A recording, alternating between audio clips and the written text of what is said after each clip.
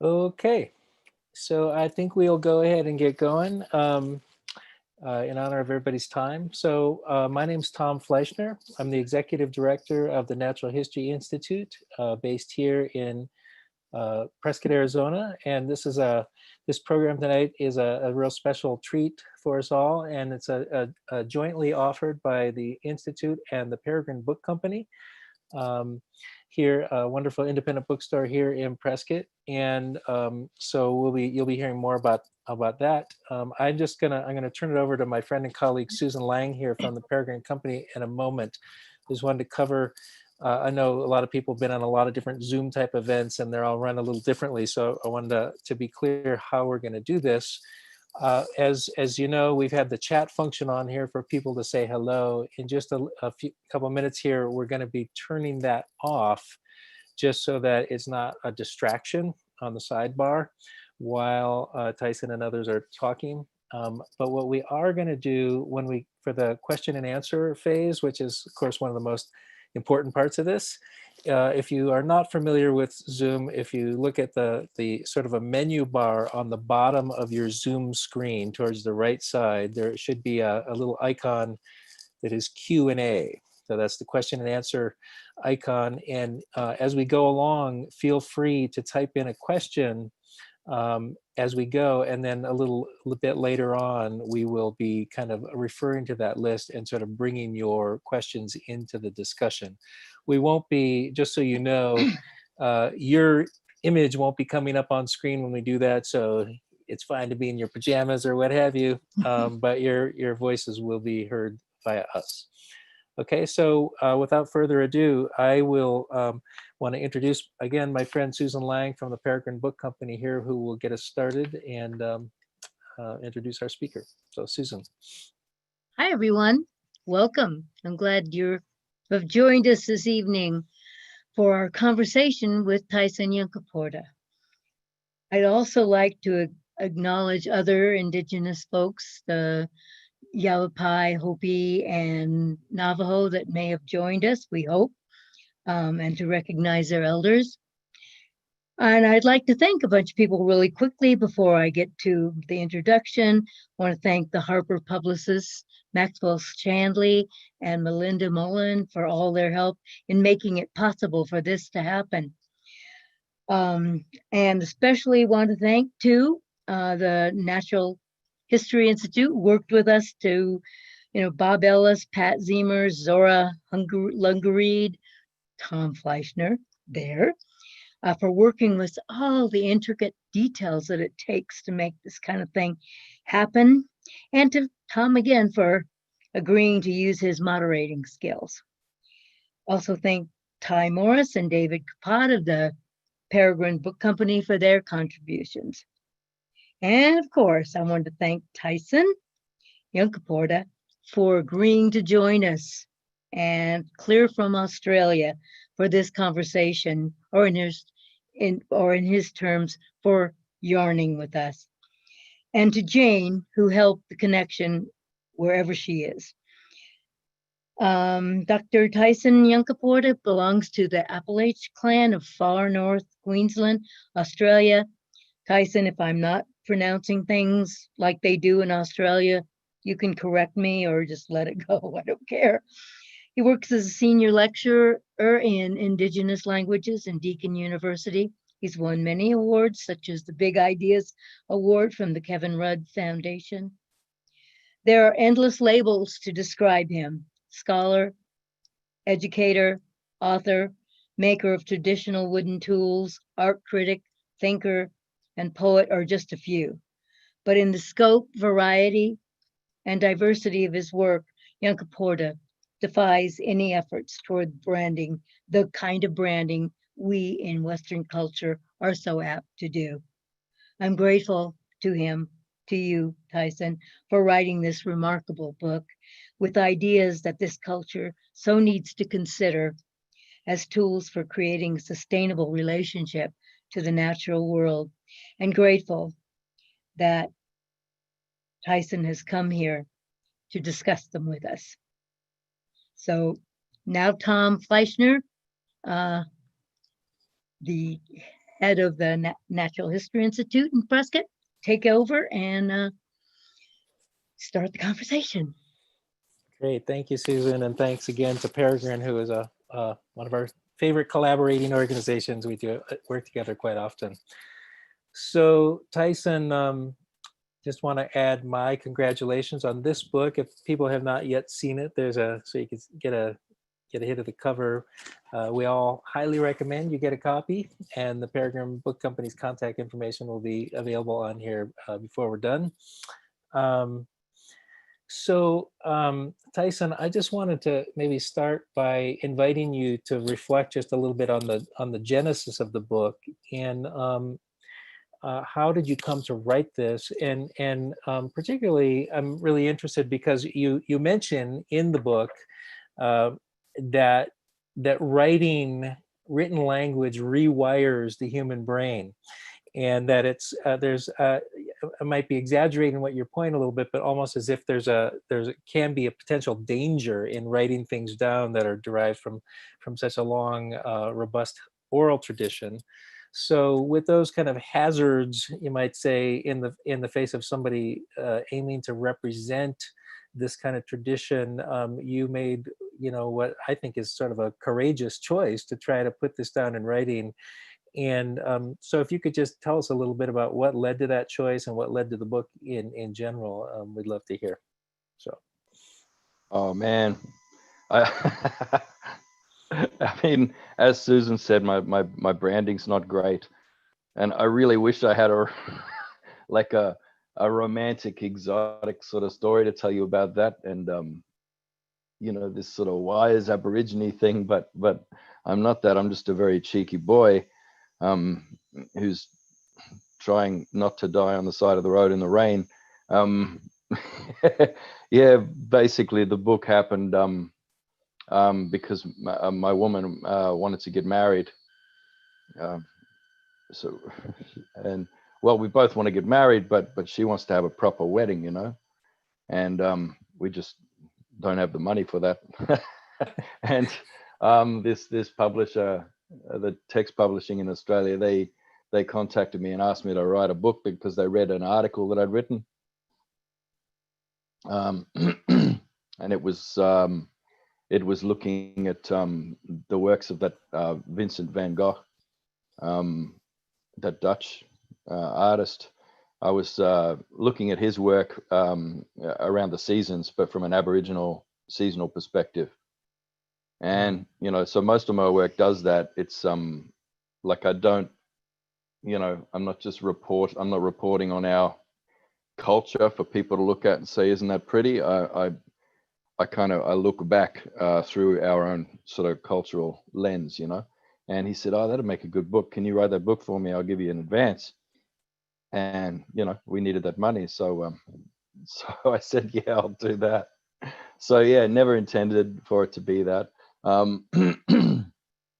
But I guess on the other side, for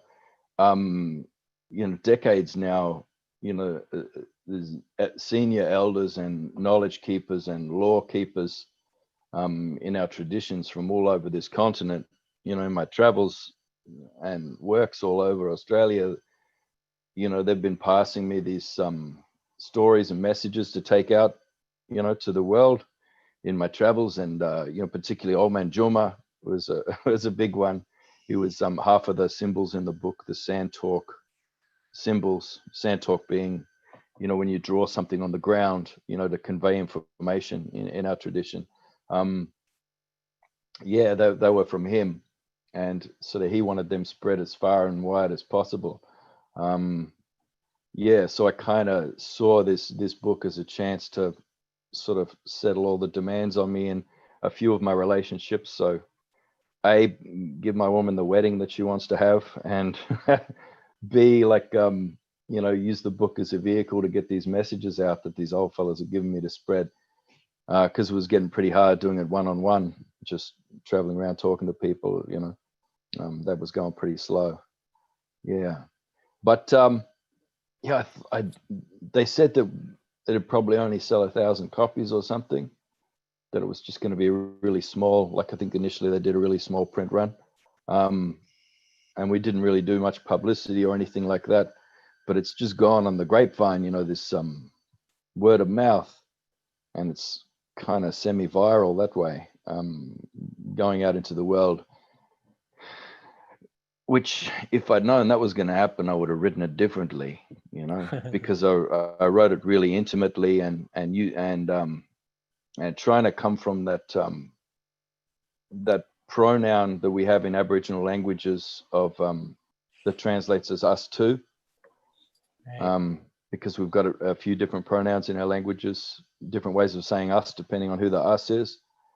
And so I was writing that like in a dialogue with the reader, because the idea is the reader is bringing their stories alongside the stories that I'm bringing from those old people, you know, and sort of sitting down with that like it's a yarn, a sharing of stories, a coming together of stories.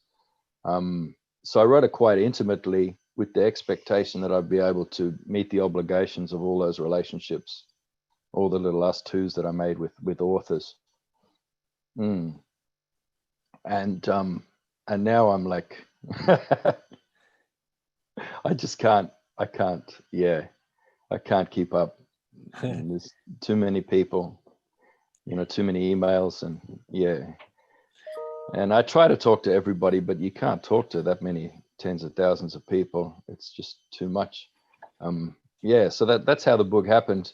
It was kind of accidental, but you know, I hadn't really thought about where it was all going, you know, all those journeys over years and years, you know, especially because I'm a very low status person, you know, in my community. But these old people were sharing all these things with me. And it's just because of the peculiarities of my being, and the weird skill sets that I've got. I kind of have the ability to translate, you know, ideas across, Right. but translate them not just, you know, linguistically, and not just culturally, but also contextually, you know, like particularly looking at the broad context of what's going on in the world.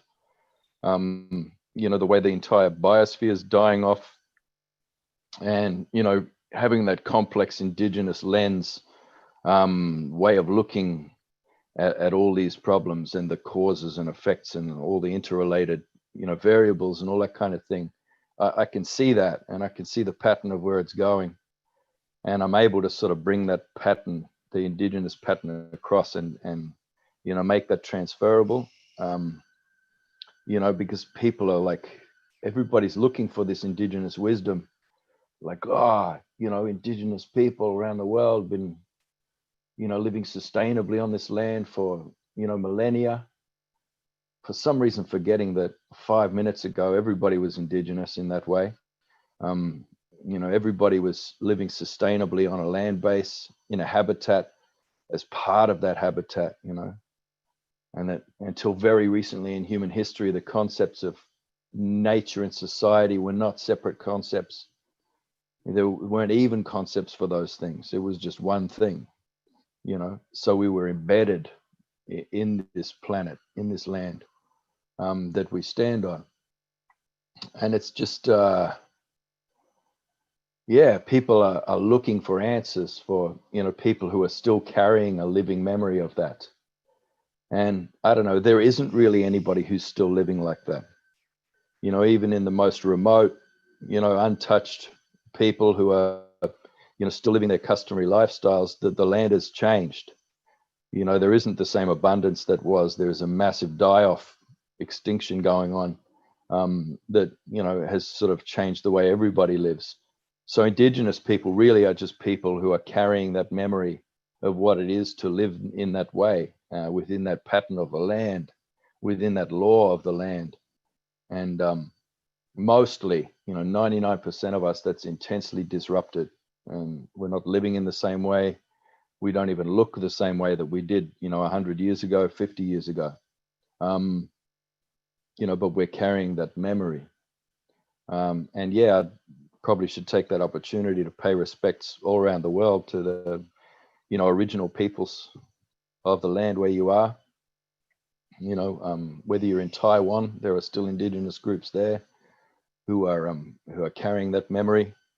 Whether you're in Finland or anywhere, there's that big, strong memory of what that is, and we need to keep that, but not just the snippets of this is how you make a dream catcher or whatever, because that's just material culture. That's just something people use as window dressing now and extract from these cultures. So it's not the paint and feathers. It's not that stuff. That's just ours. We just do that. But it's the pattern of the knowledge.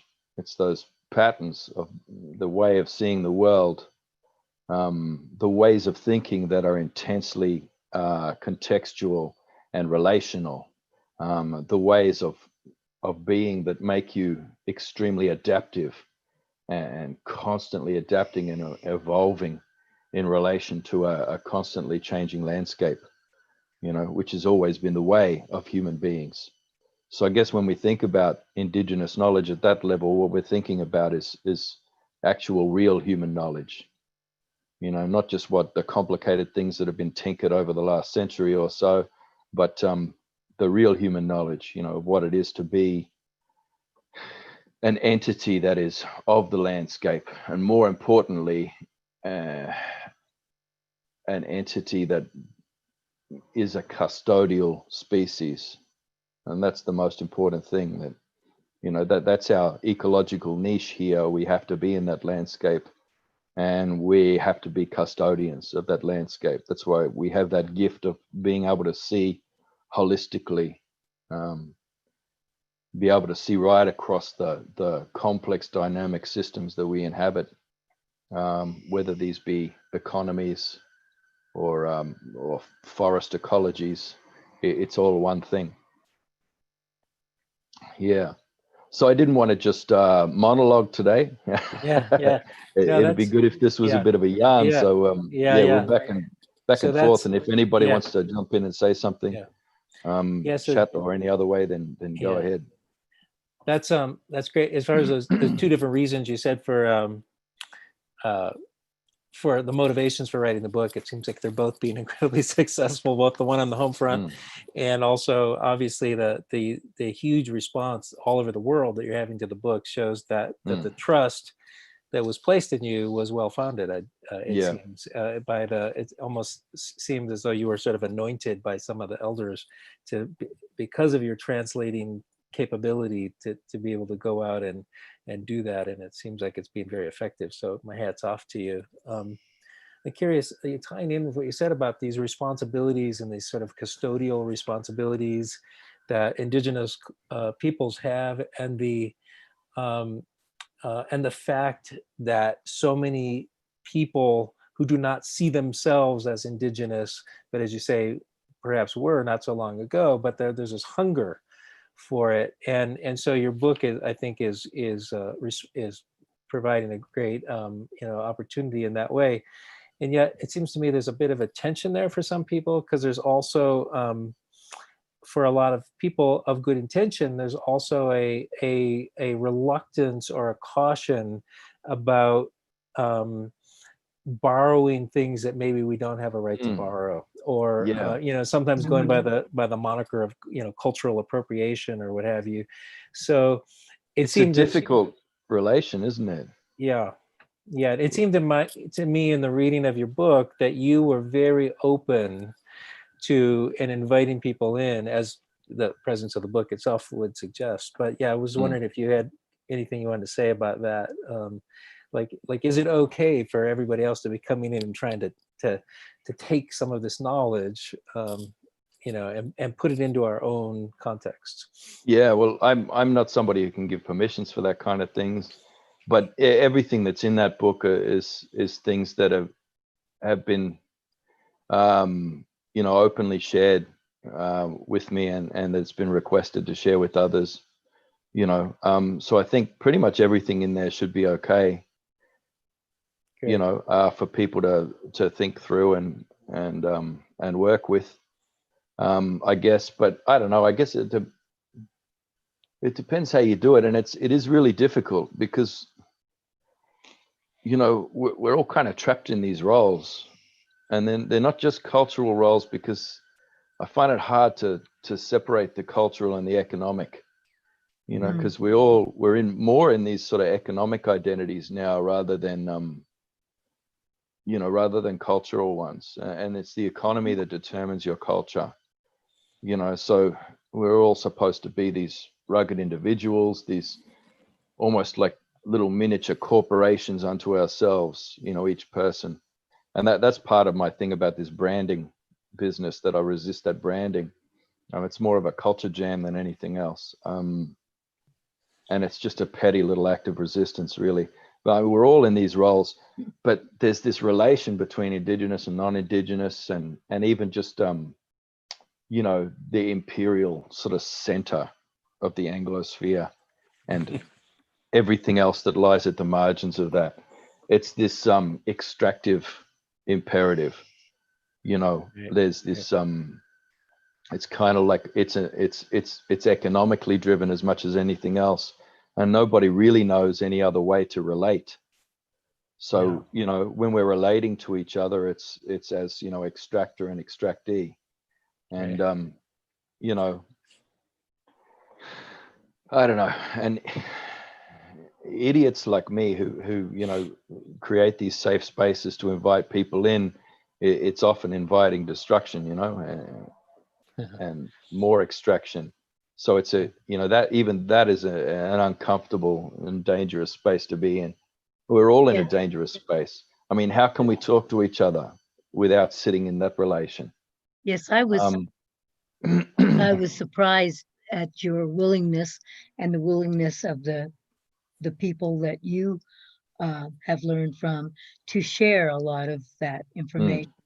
The Indigenous nations here are very, very secretive, because for good reason, because they have let people in and had their ideas distorted, branded. So I was happy to see that that there was some hope that we could learn from each other. Well, people are looking for their exotic trinkets, I know. And these things are mined, or little snippets of wisdom and things like that. And every dialogue is ruined, with those things and that focus, where we're supposed to perform our cultures, in these dialogues, but just the surface level stuff. But I feel like it's a much safer space to speak from if we're talking about systems, if we're talking about complexity, and we're talking about the big patterns and the big trends. If we're talking about that from our cultural perspective, that's pretty safe stuff to deal with, because that's stuff that idiots don't understand. So they can't just take it and hang it off their rear view mirror in their car, but then, but we all need to be doing this work together, of looking at all these systems that we're laboring under.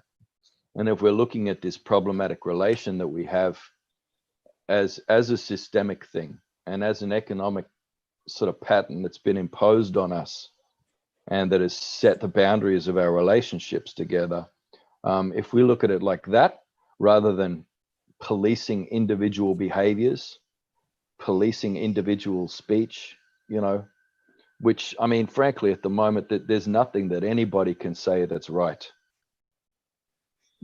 unless, I mean, there's one thing that you can say that's right, and that's pointing out that somebody else is saying something wrong. That's kind of the only unassailable position anybody can take right now. So therefore, of course, there's just going to be endless struggle, endless just violence. And of course, while we're all swirling around, wrestling the pig, doing that, we're not looking at the, the big, massive systemic tricks that are being performed on us, and the big lenses that are being slid over our eyes, and the massive, large scale manipulations that are occurring. So I guess, you know, our dialogues need to be at that level. And they need to be at that level where we're exchanging stories at that level of meta knowledge, rather than at the level of, you know, little exotic cultural items that we can share with each other. And go, oh, here's some of my food. Taste that. Oh, can I taste some of your food? Oh, that's interesting. Mayonnaise. You know, here's some hot sauce. Oh, look, and we'll do the handshake. Oh, we're coming together. There's just nothing in that. You know? One thing that sort of ties in, another thing that you said that on the surface seems paradoxical, but fits very nice, I think, is that you said the assistance people need is not in learning about Aboriginal knowledge, but in remembering their own.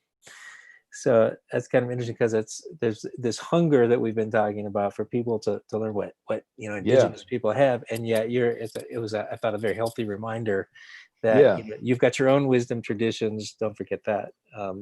And not even just traditions, but you know, the things that are encoded bodily, you know, into your schema as a member of this species.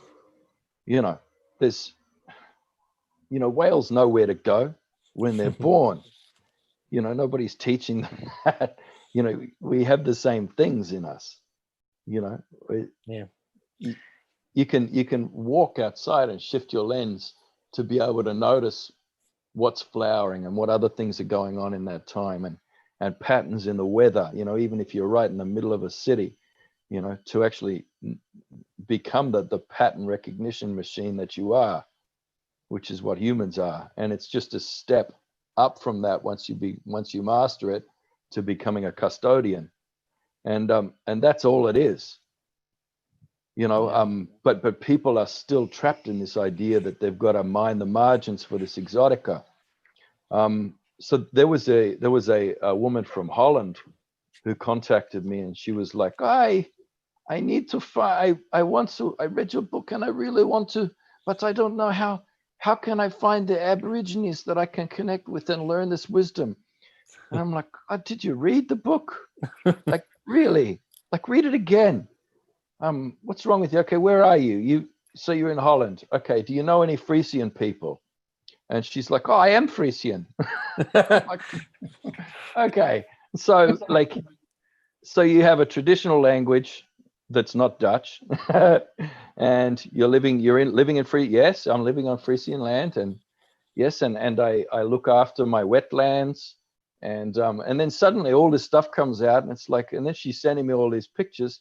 Yes, this is the ceremony that the women of my village do, like every year, you know, and we are scantily clad or naked, and we go as soon as the water freezes over, we go into the forest, and we make skates out of this particular stick from a particular tree, and then we skate across the ice, you know, almost naked, you know, in defiance of the winter, and that's part of a big ceremony that we do, and then, you know, and I'm going, so you're Indigenous,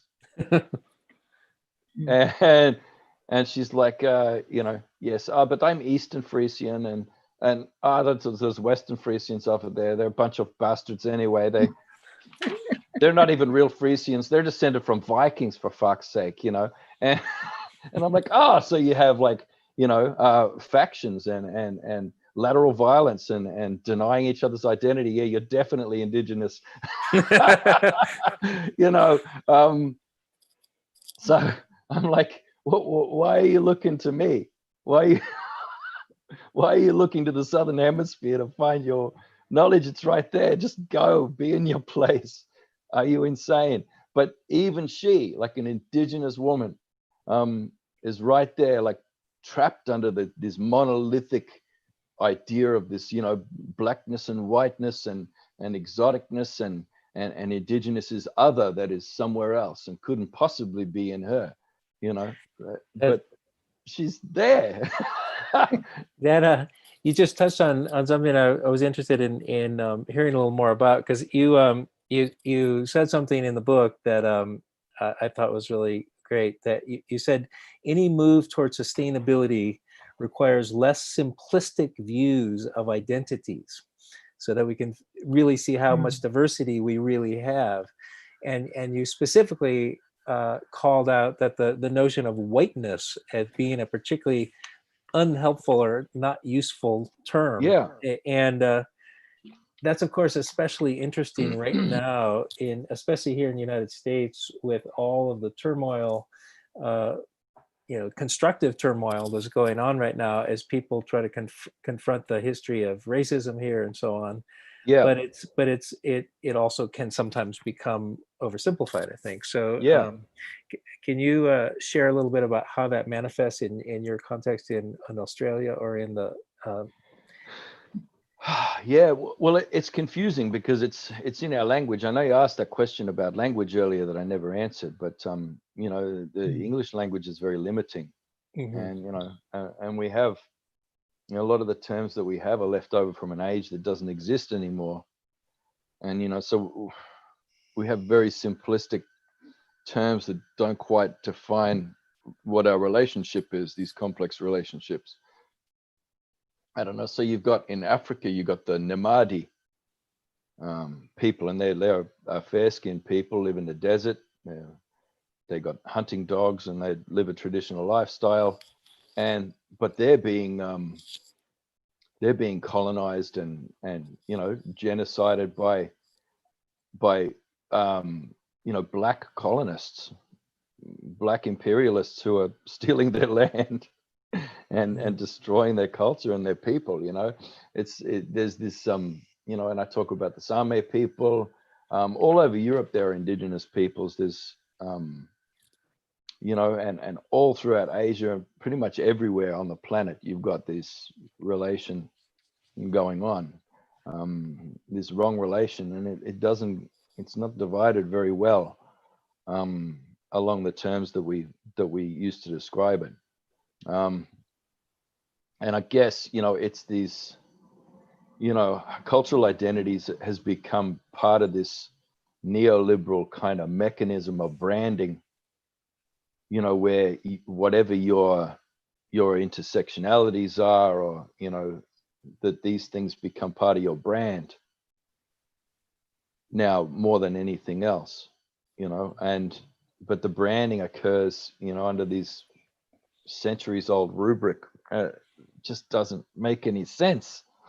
The whole thing, it's just such a mess. It's just such a big conflagration of mixed up people, trying to define themselves and their reality. And I guess all of that feeds into that bigger the crisis of meaning that people are talking about now.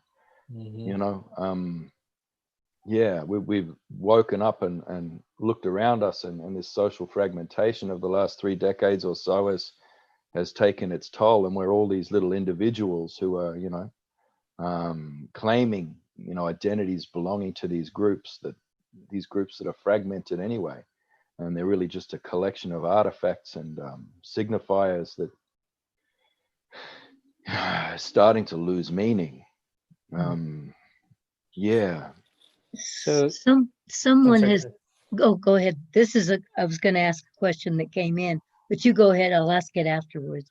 Okay, yeah, and I actually wanted to just remind people, because I think we had a number of people joining us a little bit late, that if you are interested in adding questions for Tyson to the mix, you can use the little Q&A icon at the bottom of the screen and write that down, and then we'll end up passing that along here in a bit.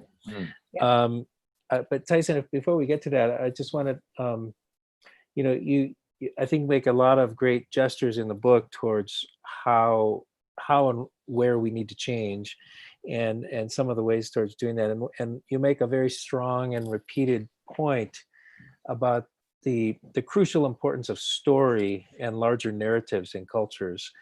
And so I guess the question really is how do we, recognizing that, how do we create new stories? And you also make a point that I think is really interesting, that the use of metaphor is one of the points of commonality between indigenous and non-indigenous cultures, that we all do that. So just curious if you have any thoughts of like what metaphors might help us now, might be Yeah. helpful to our So common shared futures, or and how do we make new stories? The thing is, we need to stop making stories, because stories just are. You know, stories come out of the field. They come out of the dynamic systems we live in, and out of the spirit of those things. You know, and this is, and I guess the most helpful metaphor, I think, that everybody can you know, adopt a common language around, I think, is complexity theory. And there's a concept in there of emergence. You know, you know, somebody, you know, you couldn't tinker life out of that primordial soup. That was an emergence, you know, right. from that from complexity, and from all those combinatorials happening in there. That was an emergence. And in the same way, stories emerge. You know, creation is something that's always in motion and has this emergence happening. You know, and that's that big spirit stuff that we're all connected to. You know, and it has substance, and it's real, and it's what you know, a lot of us refer to as law, like LAW, capital L. You know, that it's there, and it's in the landscape and in creation, and also from, you know, what you might call outer space. You know, it's coming down and flowing and exchanging and coming through all the time. And that's the way stories need to happen. What we do need to do is kill a lot of the stories that have been the complicated stories that have been tinkered, you know, as an illusion, that have not come from creation. These grand narratives that have been placed over us all, those ones need to go. But we need to at least see them for what they are, because stories is powerful. Stories can heal, or stories can kill. There's good story and there's bad story, and there's a lot of bad story in the world right now, you know, and it has us chasing ghosts. It has us, you know. So for example, most indigenous resistance and minority resistance on the planet right now is all going towards the same impossible goal of trying to make this civilization fair and sustainable. And it's not. Civilization is not sustainable, and it's built on inequality. That's the only way it can work, because it attempts to break the laws of physics, which it can't. So over time, it needs to extract, you know, more than what there is. And in order to do that, people have to be killed. People have to be oppressed. The land has to be destroyed. That's what a civilization is. And the idea of all of us fighting for a place at the table so that we can have a say in that, and that we can benefit from the destruction of creation and the destruction of our communities, and that we can have a black face at the boardroom table, you know, that we can have an Asian voice or a gay voice or a female voice, you know, in, you know, helping to destroy the entire world.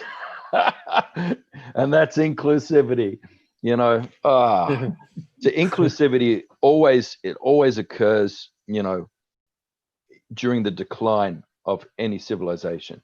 So historically, you look back and you're going to see that's one of the indicators. So, you know, in Rome, they had senators from all the vassal sort of lands that they'd conquered all around. There were senators and even consuls from Gaul. You know, it's like, yeah. So there's a guy with a toga and a mustache. Inclusivity, you know. Oh yeah, we're being more fair in our destruction of half the world. You know, yeah, we're going to be fair and inclusive about that, so that people feel better about it. You know, so we're all engaged in this. You know, all of our resistance is pointing the wrong way, because we're living under these wrong stories. This wrong story that civilization is something that is just natural and inevitable, but it is falling, and it will fall, and we need to still have the capacity to allow the emergence of new stories. But we can't just make these up. You can't just invent the stories. We've got to stop this ancient, oppressive horrible system of inventing stories about the past, you know, in order to control the present and then So control the future. excuse me, would you say that part of the work then is to, in ourselves, to sort of foster a sense of receptivity to the stories of creation, as you say? That Yeah, certainly. But first you have to abandon your wrong stories. You know, so even, I mean, even the idea, and it feels like a good, you know, Black Lives Matter is, you know, everybody can agree on that. Everybody should agree on that. But what are we all fighting for? We're fighting for what? For to try and make the civilization more fair, you know, for people of all different skin colors. That it's a lie, because the fact is, you know, the prison industrial complex is a real thing. And from my understanding, if that was suddenly removed from your economy, your entire economic system would collapse. You know, the prison industrial complex is a way of continuing to prop up your nation with slavery by another name. You know, that was and it was even written into the Constitution, you know, that you know, a person couldn't be a slave anymore, oh, unless they're a criminal. So the prison industrial complex is, you know, you have all these privatized prisons and it's massive big business. And if that went away overnight, if suddenly Black lives were allowed to actually matter, then your economy would collapse and the entire global economy would collapse as well, which it's going to do anyway. So, you know, there's things we can be looking at, you know, bigger stories and bigger patterns, where we really need to allow the new stories to emerge and figure out, you know, what it is as humans that we're supposed to be doing, because it's not this, you know. And if we're all struggling to equally participate in the destruction of the earth, you know, so that it's at least fair, you know, that we're all equally killing ourselves together. You know, that's wrong story. That's got to go. You know, and we got to go from there. Yeah. But see, that's a big leap. Yeah. Yeah. So Yeah. we're starting to get a number of questions Yes. from the crowd. So Susan, you want to? I just was thinking of the one by Rachel Yearberry from Australia. She said you talked about patterns of land and patterns of knowledge, and she just wanted to hear you say more about that. So would you please? Yeah. Well, knowledge is it's not a thing we carry in our brains. You know, knowledge is something it's from that emergence as well. Knowledge emerges in creation, and knowledge is embodied in every element of creation, in every being, every entity, every phenomenon. You know, every rock, every ant, every leaf, everything, you know, contains knowledge. So to be engaging with knowledge is to make sure that you're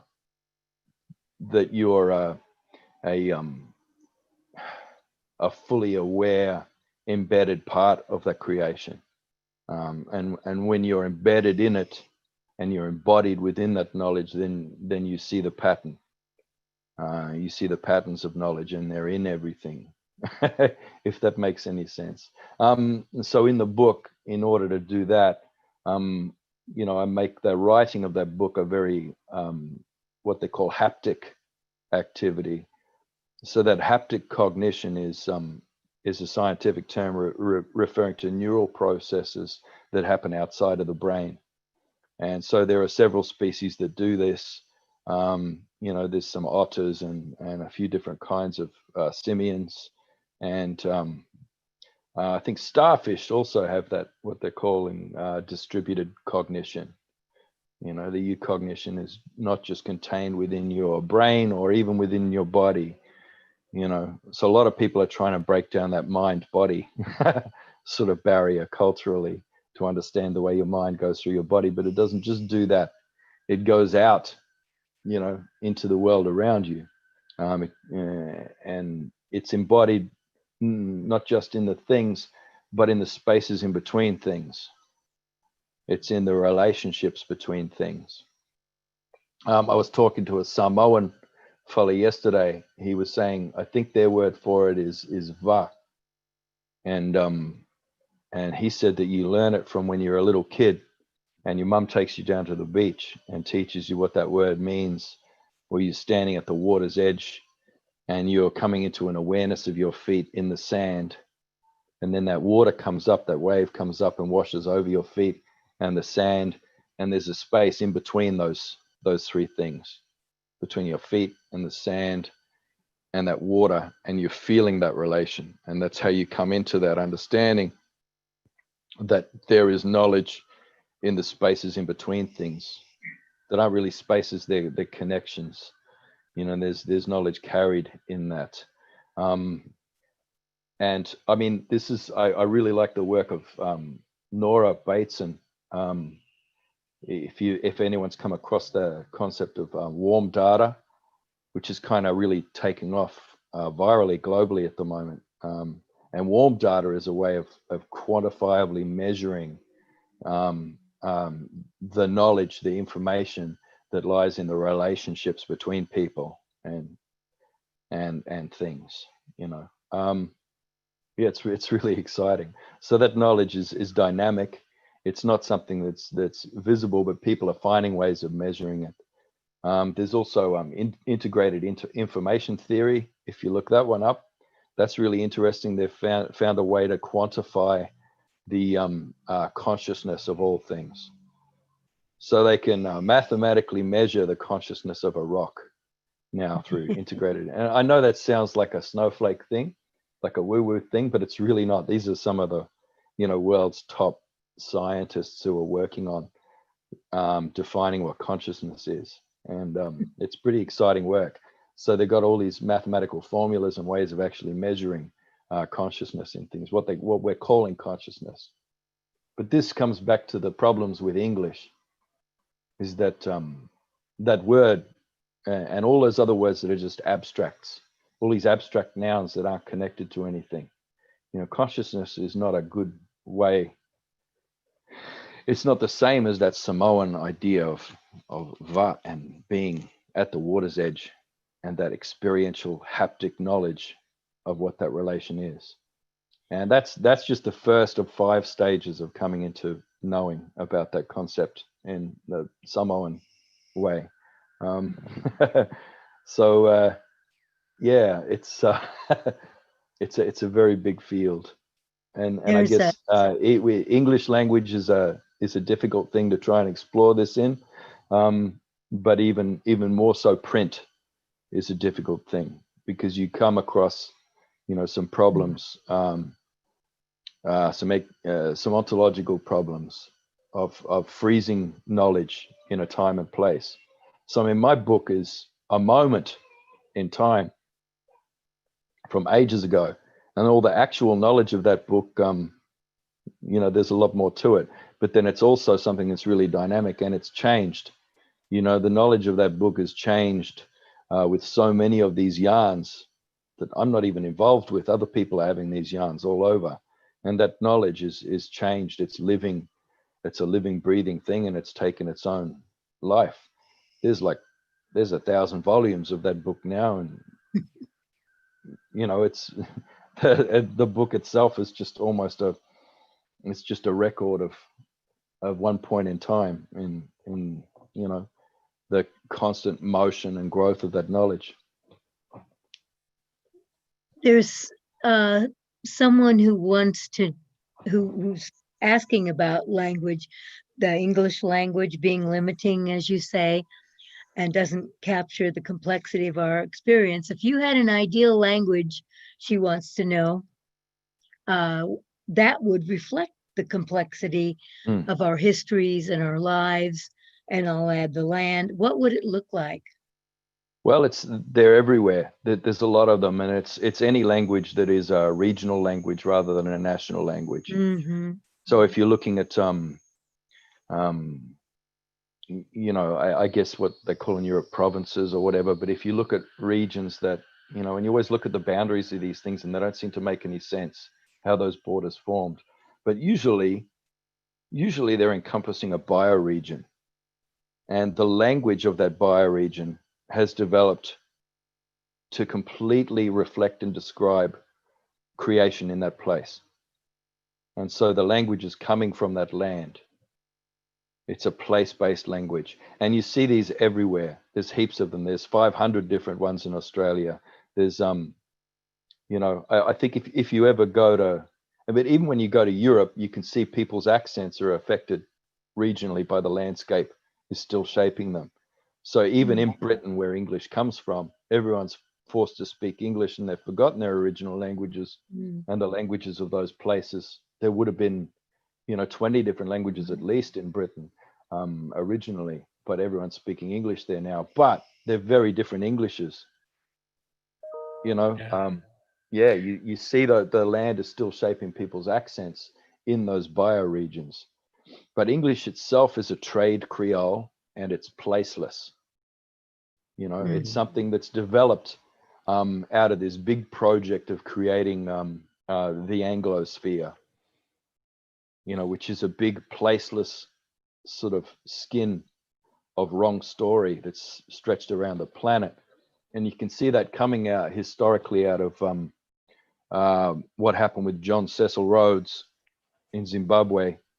He's one of I can't think of any other examples of people who've had entire countries named after them. Because Zimbabwe was called Rhodesia, was named after him. And he started that big extraction process there in Africa. And he was like the richest man on the planet when he died. And he willed his entire fortune into a foundation that was, its sole purpose was to create the Anglosphere, was to extend the dominance of the Anglo language and culture and people all over the world. And that succeeded. And the foundation is still there. Anybody who's ever had a Rhodes scholarship has benefited from that. But anytime you hear the word round table group, he was obsessed with Arthurian legend and Camelot and all this sort of thing. So he started these round table groups, which are basically, think tanks from the old days. And you still see them happening all around the world today, making all these horrific plans and extending the influence of this monstrous lie of a story that's gone over all around the planet, to the extent that if you want to do business, you have to learn English. It doesn't matter what country you're in. And you might think you're maintaining your culture, but you're still using the calendar. I mean, everybody has to use the same calendar, don't they? You're allowed to keep yours, like, if you want to, that you can use informally. But if you want to do business, which you have to be a nation.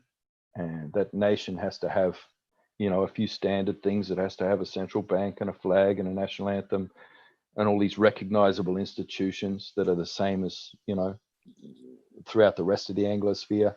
And if you're not one of those nations and you're not learning English and you're not participating in the calendar and everything else and the economic system, if you're not doing that, then you will be destroyed. This is why Indigenous peoples all around the world have started to come into this idea of being First Nations. The concept of nation is only about a century old. We didn't used to have nations. We had, regional groups with regional languages that were coming out of the land. And this just juggernaut has just taken over.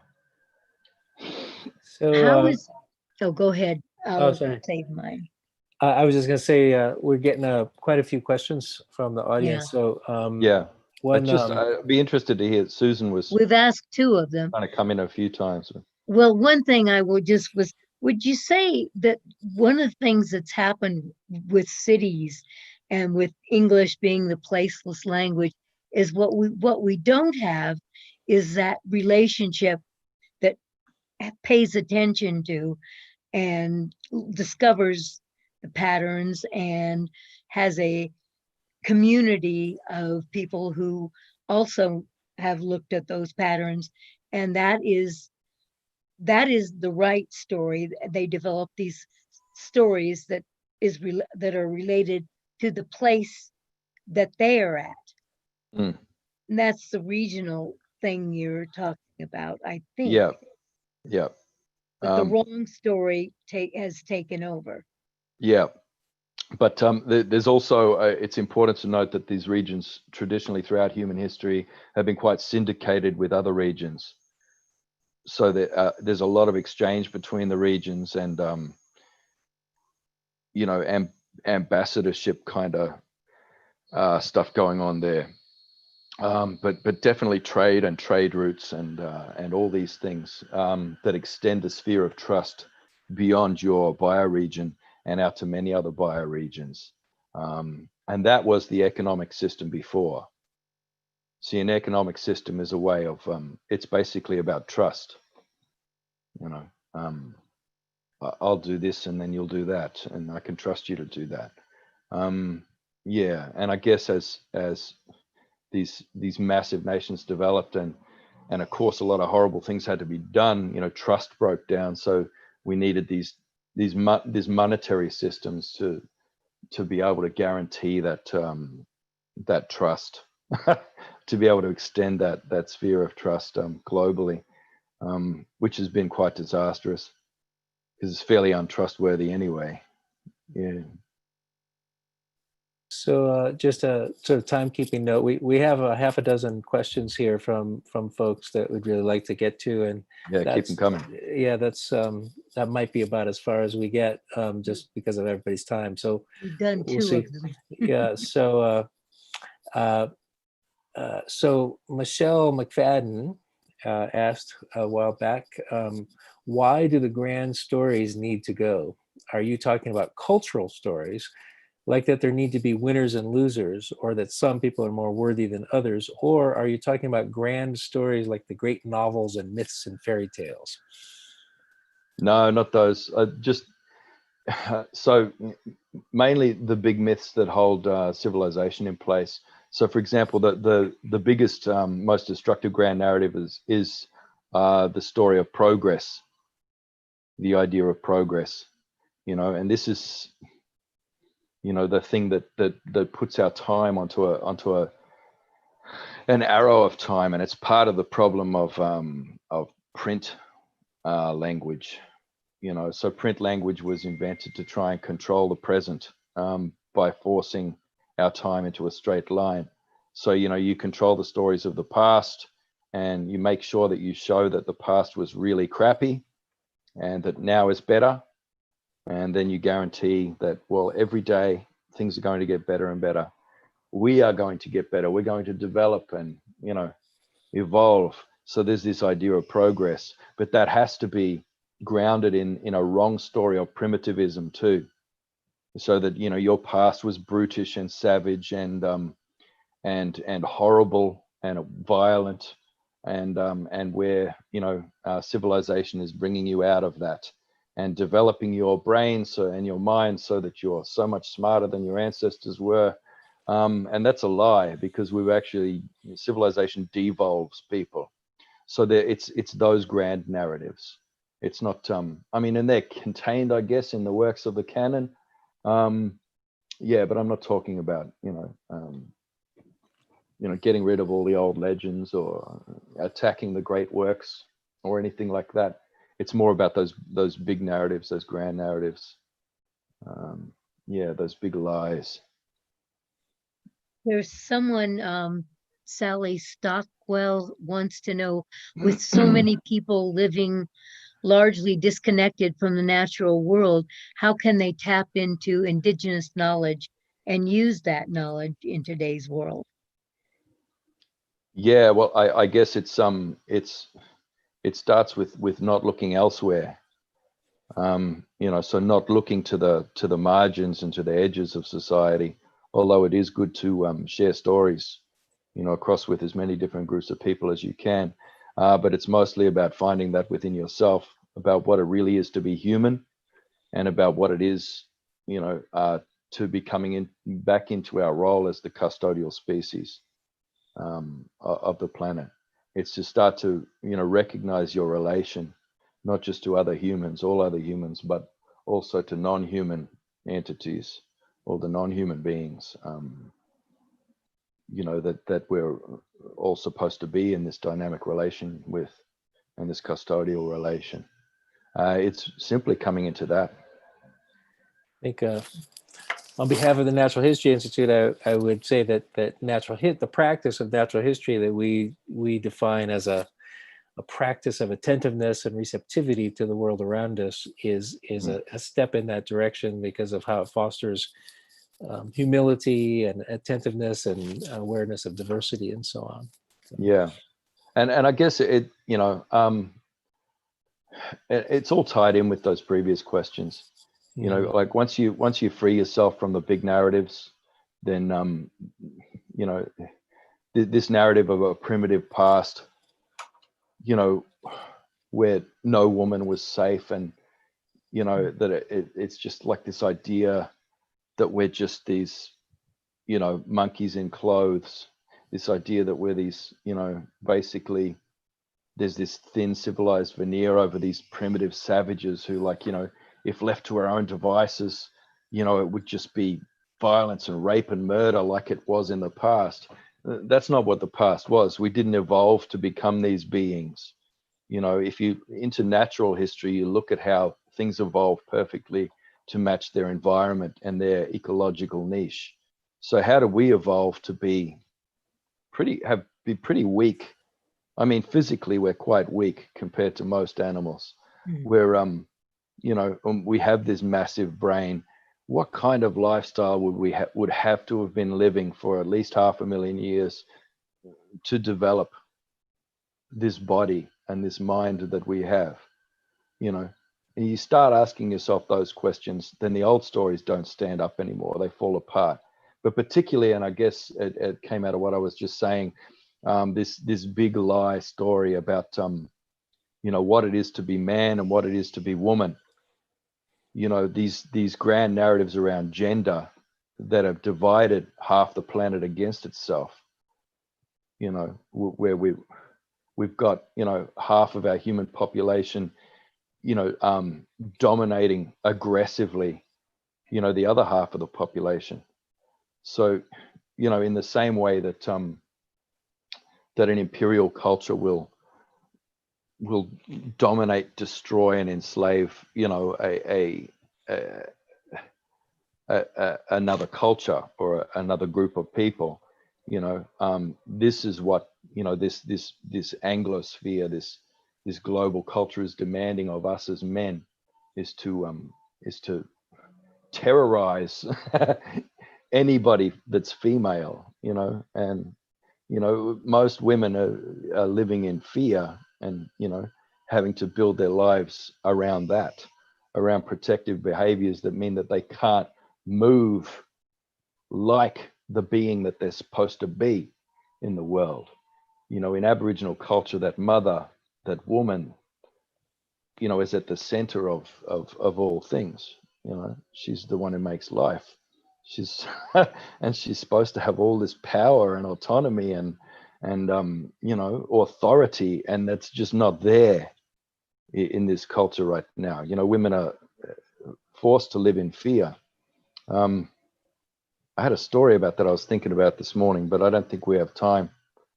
We don't have time for that. But these are the things we need to challenge. These are the things that we can't just tinker with the system that we've got and change it. We need to allow new stories to emerge by reconnecting with what we really are, which is not this. Yes. And that's part of what some people are asking.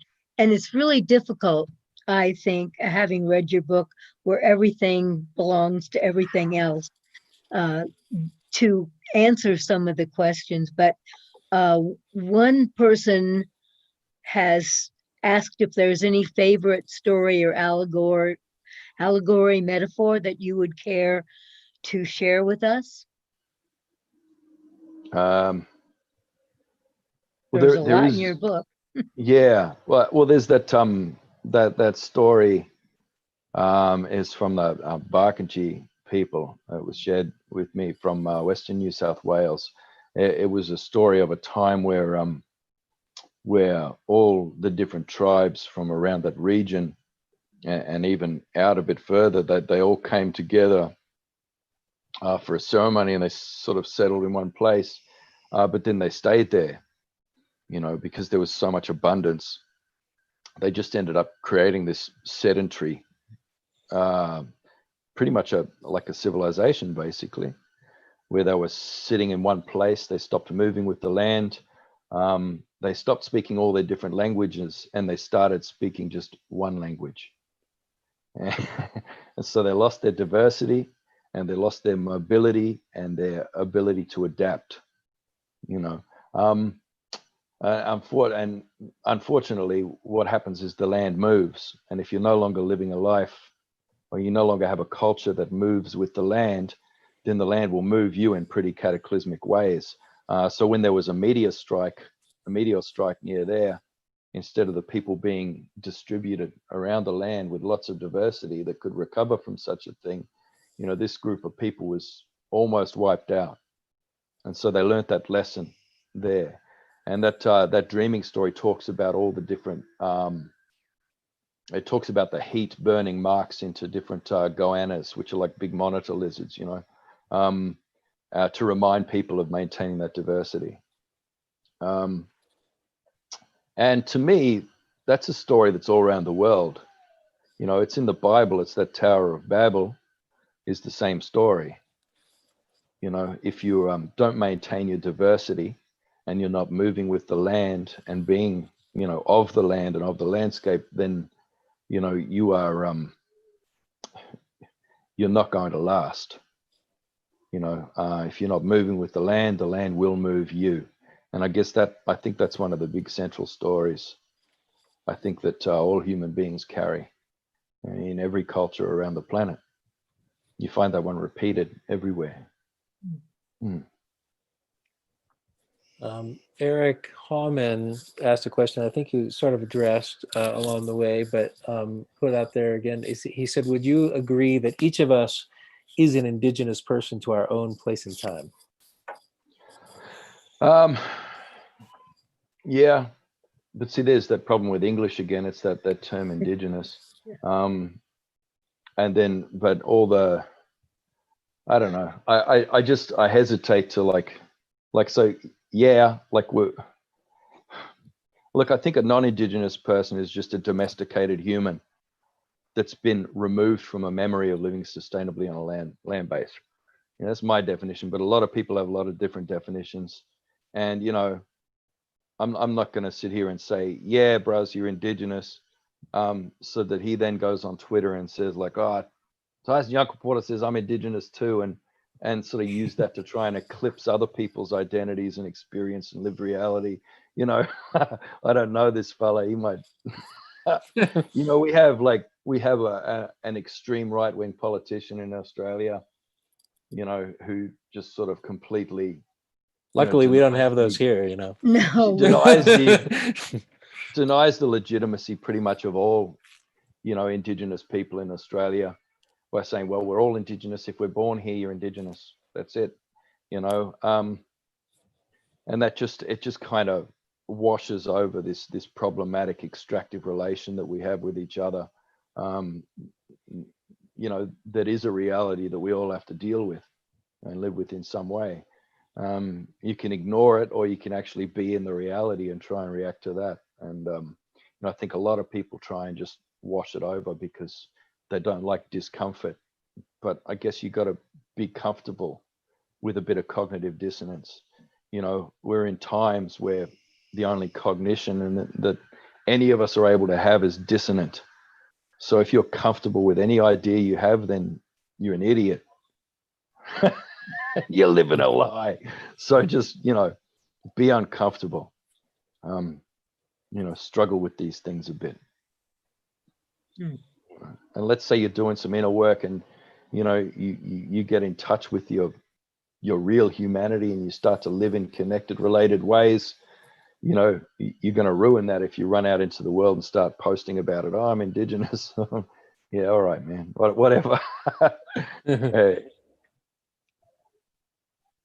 Yeah, I would encourage the book as a whole explains a lot of these things and they're very difficult to explain disconnected from other things, but Yeah. also the idea that when we're so disconnected from the land and cities, you say in the book that cities are not sustainable, but here we have the world with practically nothing but big cities, and people want to live there, and I don't see anyone wanting to get rid of those cities, and it makes for a very hard way to live sustainably Yeah. when most people by where they live Yeah. could not, and have There's lost stories. there's almost nothing that's happening under that brand of sustainability that is sustainable. You know, I keep seeing that term being bandied around, and I look, you know, people might be running we're doing a sustainable energy project, you know, we're putting in solar panels. I'm like, how the hell is solar panels sustainable? You know, there's rare earth metals in there, and refining rare earth metals, which are rare, by the way, they won't last indefinitely.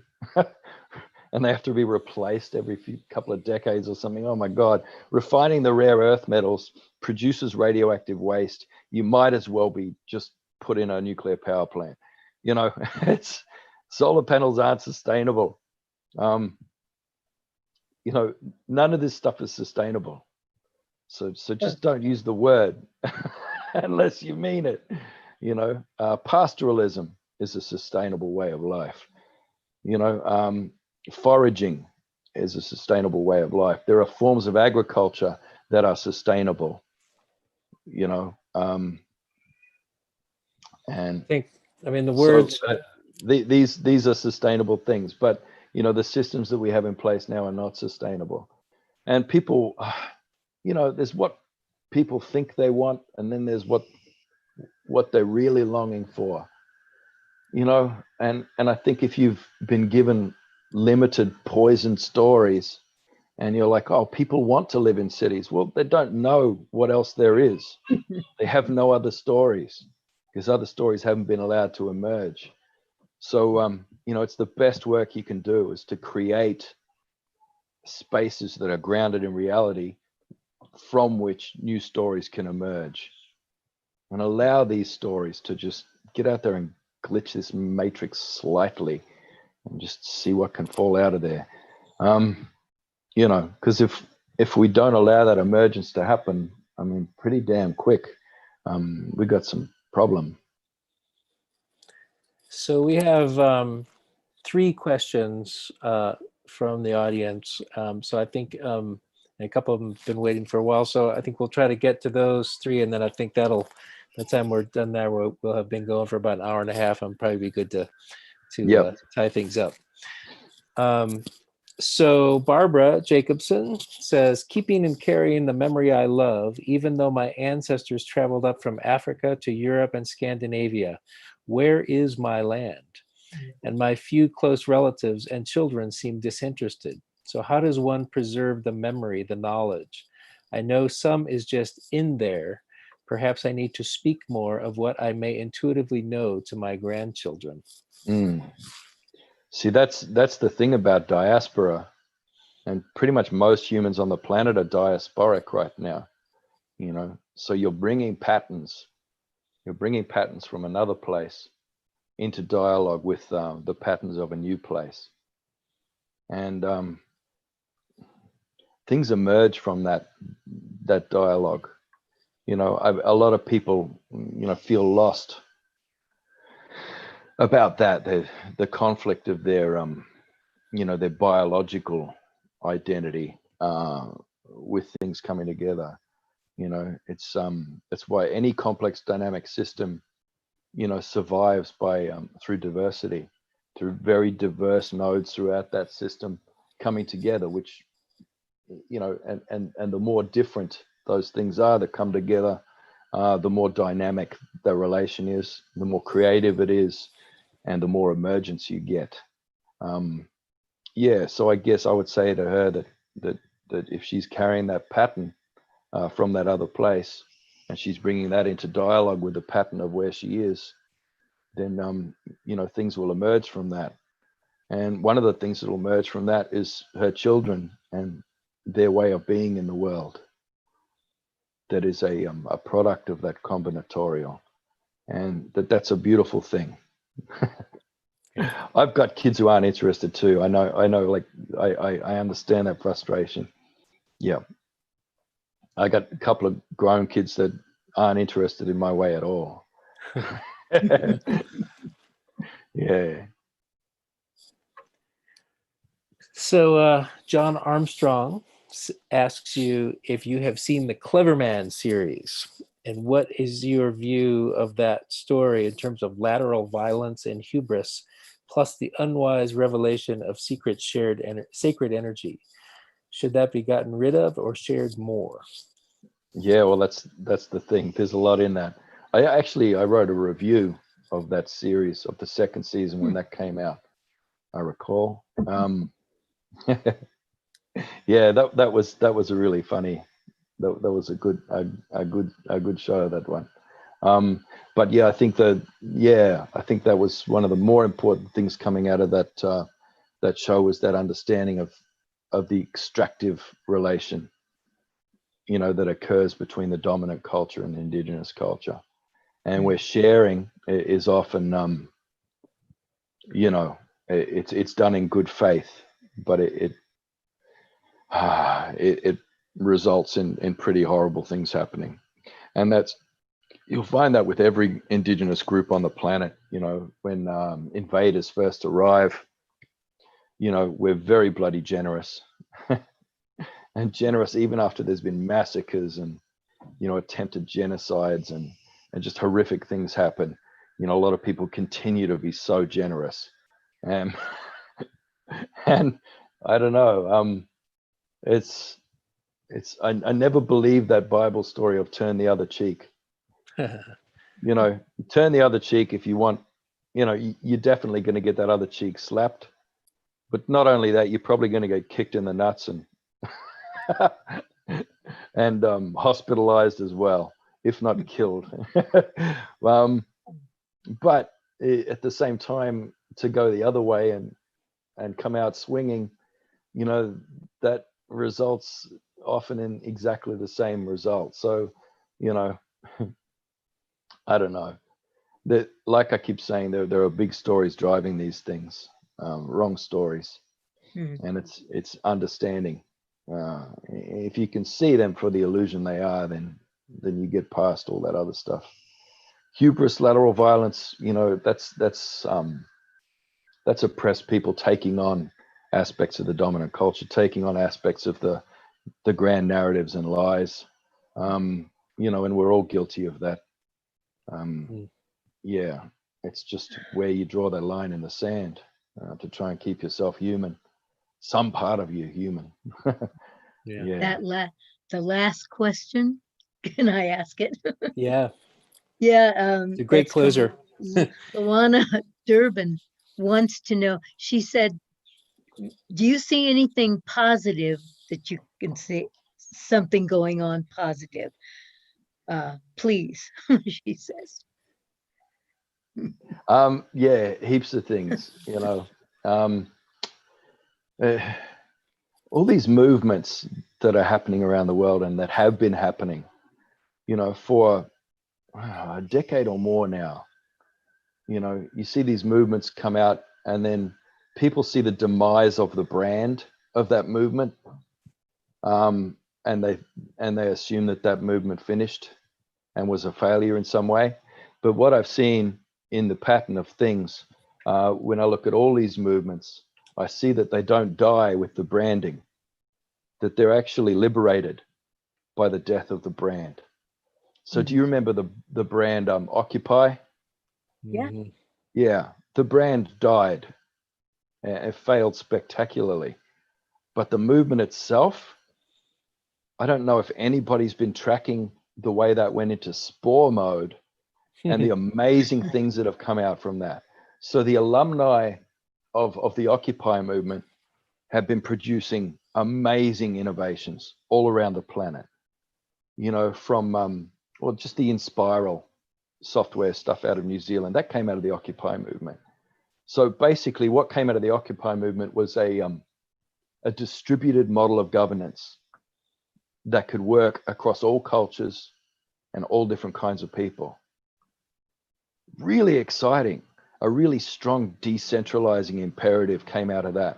And that pattern has spread like crazy, you know, throughout the world. And it's emerged alongside, you know, a lot of tech communities, a lot of that are interested in, you know, the blockchain and digital currencies and all these kinds of things. They're all driven by that same, you know, deep need and understanding, this idea of decentralizing power, decentralizing these institutions and economies, and you know, growing something organic and collective out of that. And there are amazing things happening all around the world. So, you know, when your brand dies, you're free. You know, any movement, any idea, kill the brand, free the idea. The pattern will spread. So anyway, Words to live by. yeah, Yes. that's why I kill my brand every day. Well, thank you so much. That's a wonderful place to stop, I think. So I'd say, again, the book is Sand Talk, and I think a very positive thing happening in the world in and of itself, and the reception that it's getting. So congratulations again, Tyson, on the book, and thank you for joining us here from tomorrow. It's another day over there. And and I also want to thank all of the people who have been joining us from all over the world, actually. So we really appreciate it. And on behalf of both the Natural History Institute and the Peregrine Book Company, thank you, Tyson, and thanks to everybody. Also wanted to mention that we've gotten a lot of questions, and some people wanted to be here and couldn't. So just so you know, there will be a video of this will be available. It'll be archived on our end. It'll be archived on the Natural History Institute YouTube channel. And I know Peregrine is going to be posting it somewhere as well, or having it accessible in one way or another. And so you can, if people you know were not able to be here for this event, you can help them share that as well. Susan? Yes, I just want to say same thing, but I want to repeat again that the book has everything, questions that people are asking. Some of them are just really in the book, and if you haven't read it, please do read it. And thank you so much, I want to say, Tyson, for this wonderful conversation. Yeah, thank you. Good yarns. Yes, I think so.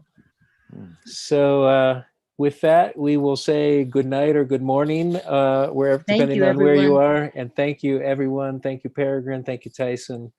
And we will say goodbye for now.